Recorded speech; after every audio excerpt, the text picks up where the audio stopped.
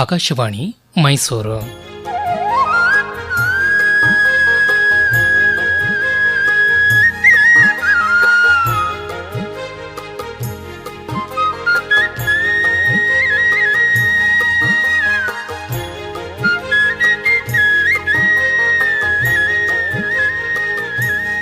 ಗಾದೆ ಗದ್ದುಗೆ ಗಾದೆ ಗದ್ದುಗೆ ಗಾದೆ ಗದ್ದುಗೆ ಗಾದೆ ಗದ್ದುಗೆ ಗಾದೆ ಗದ್ದುಗೆ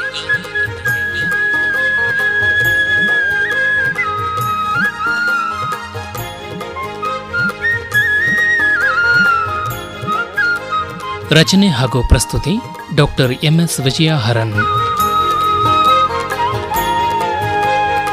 ಸತ್ತೋರ್ ಕಣ್ಣು ಬಟ್ಲಗಲ.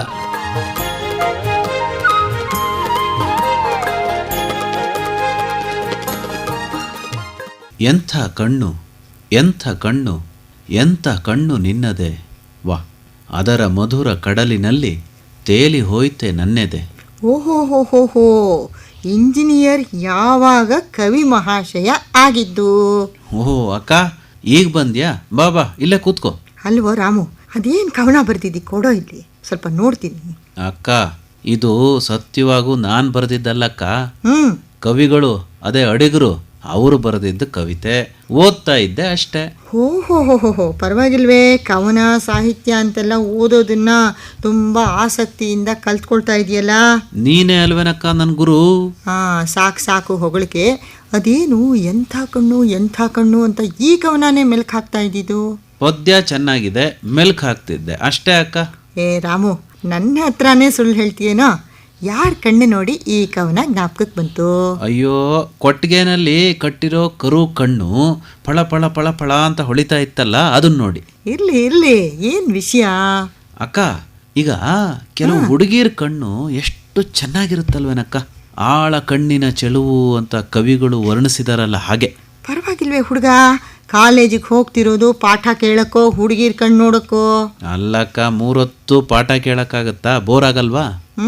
ಸರಿ ಆಯ್ತು. ಹಾಗಾದ್ರೆ ಬೋರ್ ಆದಾಗ್ಲೆಲ್ಲ ಯಾರಿಗೆ ಆಳ ಕಣ್ಣು, ಯಾರಿಗೆ ಅಗಲ ಕಣ್ಣು, ಯಾರಿಗೆ ನೀಲಿ ಕಣ್ಣು, ಯಾರಿಗೆ ಬೆಕ್ಕಿನ ಕಣ್ಣು, ಎಷ್ಟೆಷ್ಟು ಹೊಳೆಯುತ್ತೆ ಅಂತೆಲ್ಲ ನೋಡ್ತಾ ಇರ್ತೀಯೇನೋ? ಹಾಗಲ್ಲಕ್ಕ, ಪ್ರತ್ಯಕ್ಷ ಕಂಡದ್ದು ಪ್ರಮಾಣಿಸಿ ನೋಡೋದು ಅಂತಲಾ?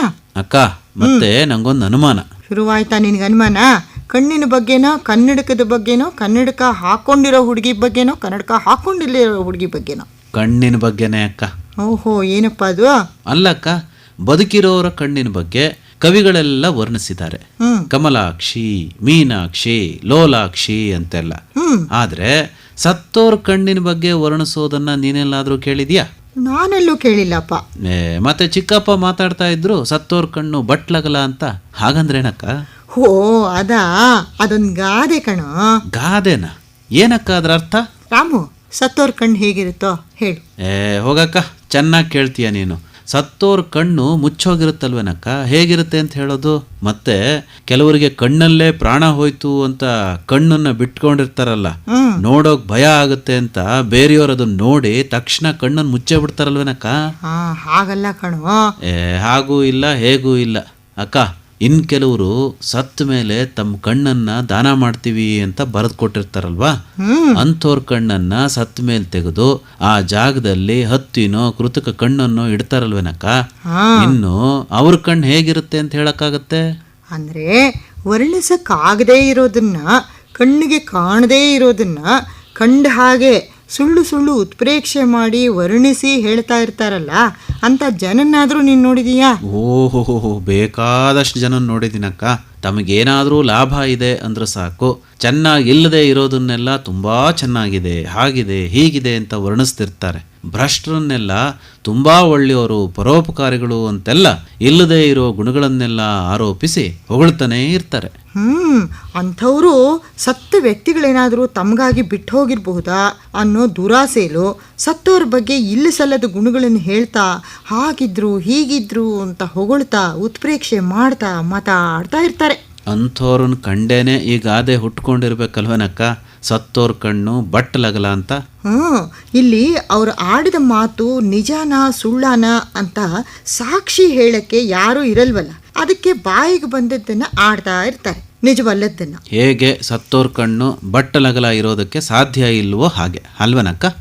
ಅಷ್ಟೇ ಅಲ್ಲ ರಾಮು, ಕೆಲವರು ಸತ್ತೋರ್ ಬಗ್ಗೆ ಹೊಗಳಿಕೆ ಮಾತಾಡಿದ್ರಾರು ಇಲ್ಲದೆ ಇರೋ ಮಾತಾಡಿದ್ರಾರು ಪರವಾಗಿಲ್ಲ. ಇನ್ ಕೆಲವರು ಇರ್ತಾರೆ ಸತ್ತೋರ್ ಬಗ್ಗೆ ಅವ್ರು ಸತ್ತ ಮೇಲೂ ಕೂಡ ದ್ವೇಷ ಸಾಧಿಸ್ತಾ ಇರ್ತಾರೆ, ಮತ್ತೆ ಕೆಟ್ಟದಾಗ ಮಾತಾಡ್ತಾ ಇರ್ತಾರೆ. ಇಂಥವ್ರ ಬಗ್ಗೆ ತುಂಬಾ ಎಚ್ಚರ ವಹಿಸ್ಬೇಕು ಅಲ್ವೇನಕ್ಕ? ಇಂಥವ್ರನ್ನ ಕಂಡೆ ಕವಿ BM ಶ್ರೀ ಅವರು ಒಂದು ನಾಟಕದಲ್ಲಿ ಹೇಳಿದ್ದಾರೆ, ಸತ್ತವರೊಳ್ ಬಗೆಯೇ ಅಂತ. ಓಹೋ ಅಕ್ಕ, ಒಟ್ನಲ್ಲಿ ಇಲ್ದಲೇ ಇರೋದನ್ನ ತಮ್ಮ ಅನುಕೂಲಕ್ಕಾಗಿ ಉತ್ಪ್ರೇಕ್ಷೆ ಮಾಡಿ ಹೇಳ್ತಾ ಇರ್ತಾರಲ್ಲ, ಅಂಥವ್ರ ಬಗ್ಗೆ ಈ ಗಾದೆ ಸತ್ತೋರ್ ಕಣ್ಣು ಬಟ್ಟಲಗಲ ಅನ್ನೋದನ್ನ ವ್ಯಂಗ್ಯವಾಗಿ ಟೀಕಿಸುತ್ತೆ ಅಲ್ವೇನಕ್ಕ? ಅಕ್ಕ, ಈಗ ಸತ್ತೋರ್ ಕಣ್ಣಿನ ಬಗ್ಗೆ ಮಾತಾಡಿ ಮಾತಾಡಿ ಸಾಕಾಗಿ ಹೋಯ್ತಕ್ಕ. ಬದುಕಿರೋರ್ ಕಣ್ಣಿನ ಬಗ್ಗೆ ಅಂದ್ರೆ ಆ ಕಣ್ಣಿನ ಹೊಳಪಿನ ಬಗ್ಗೆ ಮಾತಾಡೋಣಕ್ಕ. ಅಂದ್ರೆ ಆಳ ಕಣ್ಣಿನ ಚೆಲುವು ಆ ಕವನದ ಬಗ್ಗೆನಾ? ತಮಾಷೆ ಮಾಡ್ಬಿಡಕ್ಕ. ನಮ್ ಕಾಲೇಜಲ್ಲಿ ಅಕ್ಕ ಒಬ್ಬ ಹುಡುಗಿ ಕಣ್ಣು ಏನ್ ಚೆನ್ನಾಗಿದೆ ಅಂತೀಯ. ಓಹೋ ನೋಡು ರಾಮು, ಮೊದಲು BE ಓದಿ ಮುಗಿಸು, ಆಮೇಲೆ ಆ ಮಾತೆಲ್ಲ. ವಿವಾಹಂ ವಿದ್ಯಾನಾಶನಂ ಅಂತಾರಲ್ಲ, ಹಾಗಾಗಬಾರದು ನೋಡು. ಈಗಲೇ ನಿನಗೆ ಮದುವೆ ಮಾಡೋದಿಲ್ಲ ತಿಳ್ಕೊ. ನಾನು ಏನೋ ಹೇಳಕ್ ಹೋದ್ರೆ ನೀನೇನೋ ಹೇಳ್ತೀಯ ಅಕ್ಕ. ನಾನು ಏನು ಹೇಳಲ್ಲ, ಈ ವಿಷಯ ಎಲ್ಲ ಅಣ್ಣಂಗೆ ಹೇಳ್ತೀನಿ. ಅಯ್ಯೋ ಅಕ್ಕ, ಸದ್ಯ ಹಾಗೆಲ್ಲ ಮಾಡಕ್ ಹೋಗ್ಬೇಡಕ್ಕ, ಆಮೇಲೆ ಇನ್ನೇನಿಲ್ಲ. ಆಮೇಲೆ ಏನೂ ಇಲ್ಲ. ಈಗ ನನಗೆ ಟೈಮ್ ಆಗ್ತಾ ಬಂತಲ್ಲ, ಮೊದಲು ನೀನೊಂದೆರಡು ಈರುಳ್ಳಿ ಚೆನ್ನಾಗಿ ಹೆಚ್ಚಿಕೊಟ್ಬಿಡ್ತೀಯಾ?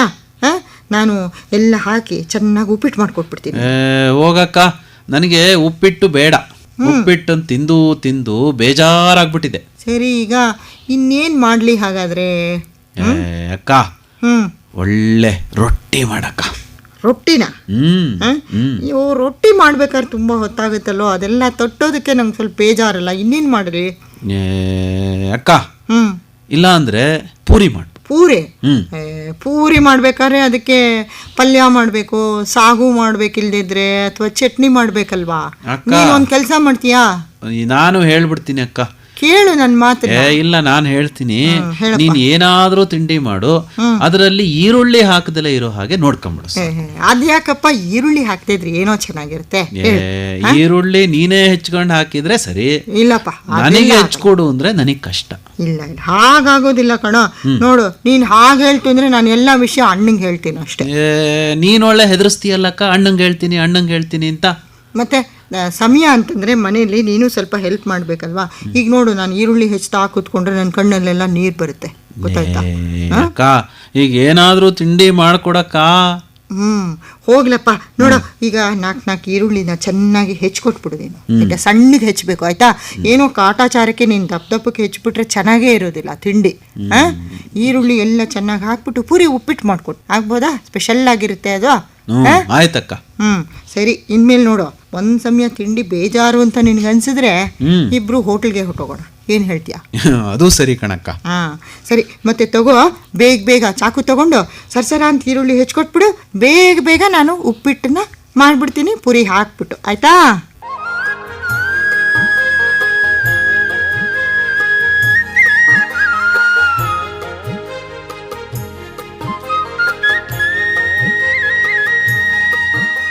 ಗಾದೆ ಗದ್ದುಗೆ ಕೇಳುತ್ತಿದ್ದೀರಿ.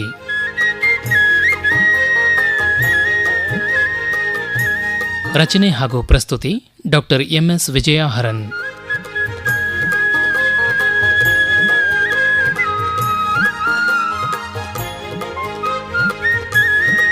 ನಿರೂಪಣೆ N ಕೇಶವಮೂರ್ತಿ.